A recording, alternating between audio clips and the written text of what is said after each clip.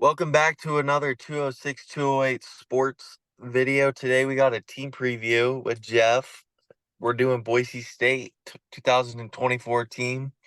Um, this is a highly anticipated team. A lot of hype has garnered over the past couple of months.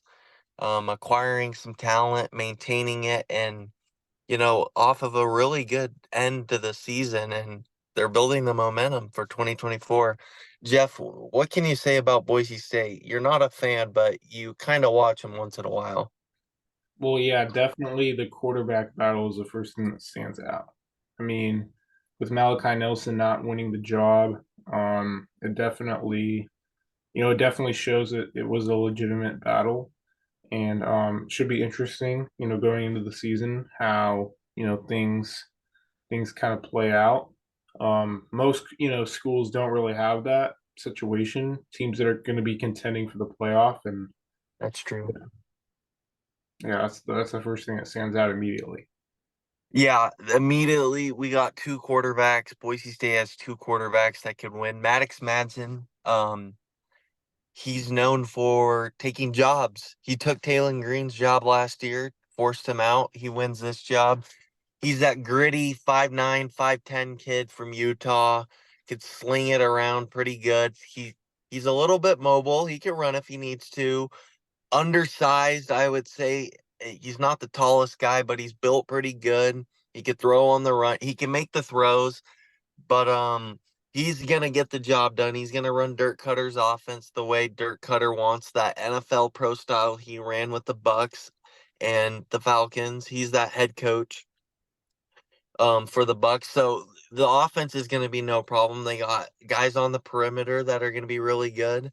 Um, they bring in five-star Chris Marshall from the portal. He should be pretty good. They got a lot of speed with Bolt. He's like really fast. He could beat you deep. They got Latrell Caples will be their wide receiver one. He had around 200 yards in the scrimmage yesterday or a couple days ago. And then they got Cam Camper, a transfer from Indiana. He was a Big Ten All Player, like first team or whatever. He's a good player. Battled some injuries, and they're really stacked and deep. They're five to six deep on the receivers. Five guys that can play at Power Five schools. Yeah, I mean really it's going to be having those guys when you go up against Oregon, right? You play Yeah. play Oregon, right? So going up, in those games, you have to have players that are not just going to get exposed, not going to get burned easily. DBs that can at least make a good attempt to catch up with fast wide receivers, and obviously the physicality that you have to stop the run game, to Oh yeah. yeah, to stop the run game and to run the ball. Right. Obviously, Boise State has a great quarterback or great running back. And Genti, Yeah, yeah. I running. will add one thing about the receiver room. These guys are massive kids. These guys have length. They're 6'3" to 6'5". Most of these guys are big physical guys that can catch the deep ball.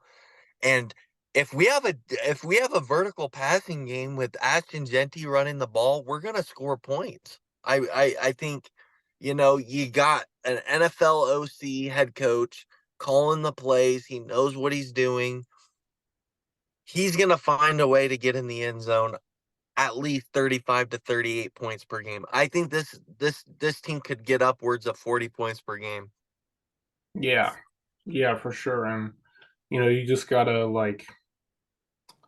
you know really be able to put it together and not be able to put teams away with that running game. Really, I mean It's that's not just Ashton Genti. It's Sire Gaines, the true freshman, the four-star kid out of California. He's going to be getting a lot of time. Breezy Dubar's a good running back. He was a freshman last year.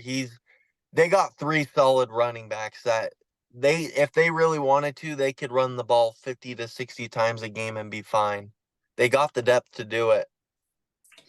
Yeah, I mean the biggest thing I think for me, yeah, we know the offense is going to be good, but last year Boise State plays UW. Michael Penix Jr. you know, he went kind of crazy in the air, right? He had a bunch of pass yards, kind of a slow start too, and then bam, just piled up the passing yards. Just a crazy performance from him. Obviously, he did that to a lot of teams last year, but Yeah, you're a what UW are fan. yeah, well, what are your thoughts on like, when going to play Oregon or you're going to play good, really good passing attack? Um, will Boise State be better this year in being able In to the pass defense. kind of limit the damage? Yeah, Okay, guys, I just want to let you know we watched our Boise State in the dorms and UW in the dorms. He said this pass defense is pathetic. They were so bad. They could not stop the pass, but they were so young. They got experience. And when Spencer took over as head coach, there was a flip. The defense started playing way better. And it all stems down to the pass rush, right? If you're not getting to the quarterback, he's going to have more time to throw the ball. And I'm more worried about the D line than DBs. We brought in University of Washington transfer Devon Banks. He'll be our cornerback 3. He's gonna be good. He clamped our number 1 wide receiver last year. Um we bring Jeremiah Irby from Cal. He's gonna be really good. He'll be our cornerback 1. So we have really good DBs. I feel like it's just, we can't have quarterbacks sitting back in the pocket all day to throw. And our D line, we have a really good pass rush. We got one all conference player, but I'm going to need to see, Andrew Simpson at linebacker. We got to create some type of pressure to get to the quarterback. I'm going to need to see some delayed blitzes. I'm going to need to see some stunts. I'm going to need to see it all because if we're going to give Dylan Gabriel or whoever the quarterback is 4 to 5 seconds to throw each play, he's going to tear us apart. I don't care who the quarterback is. We got to make them uncomfortable. And at times, the quarterbacks we faced just had all the time to throw. So it's not just the defensive back's fault. It's the yeah, that's D true. line for not getting pressure. Yes, That's what I feel like. yeah. I mean, that's tough, right? I'm just going to use UW as an example because that's the best one I can use. But last year they had such a good O line, so it's really tough to get to those quarterbacks. And when those good quarterbacks, I mean, the good quarterbacks, when they have time, they're a lot better. When the elite quarterbacks have more time, they're on a whole nother, level. They're Yeah. way too good to, give, like you said, 4 to 5 seconds, even sometimes more. Yeah, I'm really actually deeply concerned about our D line. Like I think there's a strong chance that's going to be our downfall. I mean, we have a good D line, but depth. You need guys to rotate. I don't know how good our depth is. I actually if I don't know how good our depth is, that's a pretty bad sign. Yeah. I mean, I will say our O line. I think our O line is decent in depth there. We have crazy depth at running back and quarterback and receivers. Our secondary has good depth. Our linebackers have good depth. We run a 4-2-4, so we only have 2 linebackers. But I both of our we have really good starting linebackers. That's a strength. So I got one quick question, and then we'll give our record predictions, and then like where we could see stumble and like our ceiling and floor. Do you see a quarterback change in the middle of the year? I think I do. I think I do for Boise State. I think that, Malachi Nelson at the end of the day is just too talented.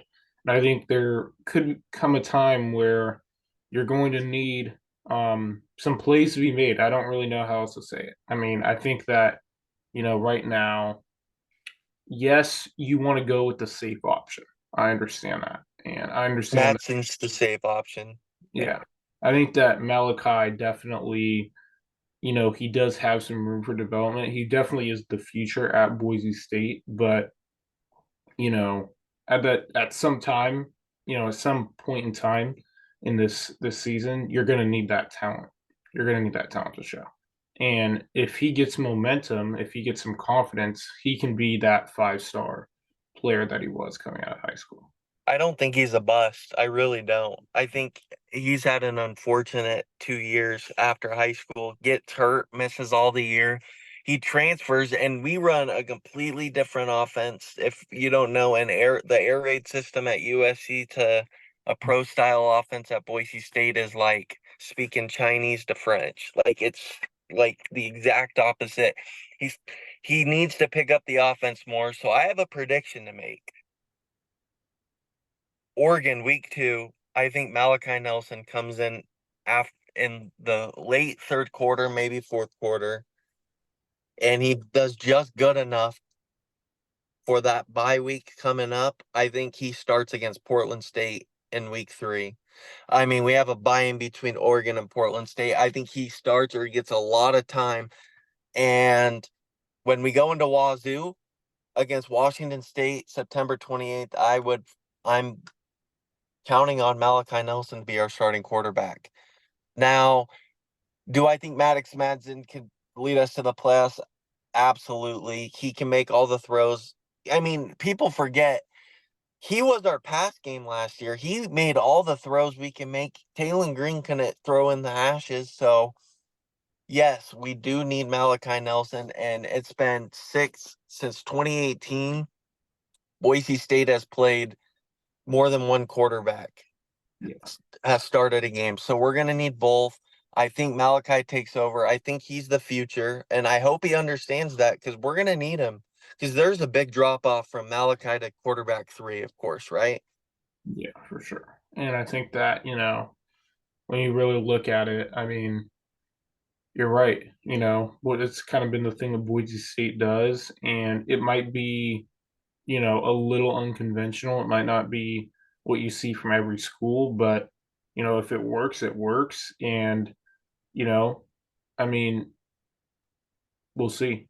Only time can tell to see if it really will pay off in this situation. Yeah, I actually believe Boise State doesn't like to do this quarterback stuff, but the past 2 years, the backup quarterback has finished as the starting quarterback every year and he's taken over. I don't know what's going on in that building, but I would suspect good quarterback play this year, really good quarterback play. And honestly, I firmly expect 42 points per game. I could see us going up against Oregon and going, I don't know if our defense could stop them, but we're going to put up points on Oregon. I just don't think their defenses can stop our offense as good as people think. I think we could put up 27 to 31 points on Oregon easily, not easily, but like pretty good. But we're going to probably have to score 38 points to win that game. And I don't think we could do that. I predict we lose that game pretty handedly. I think by 14 to 21 points. Yeah, I mean, I got a 14-point loss too. I got it a little bit higher, but so let's give our ceiling and floor, and then some of the losses. I'm gonna start with the schedule. Week 1 versus Georgia Southern. That's a trap game going across the country. Hot weather.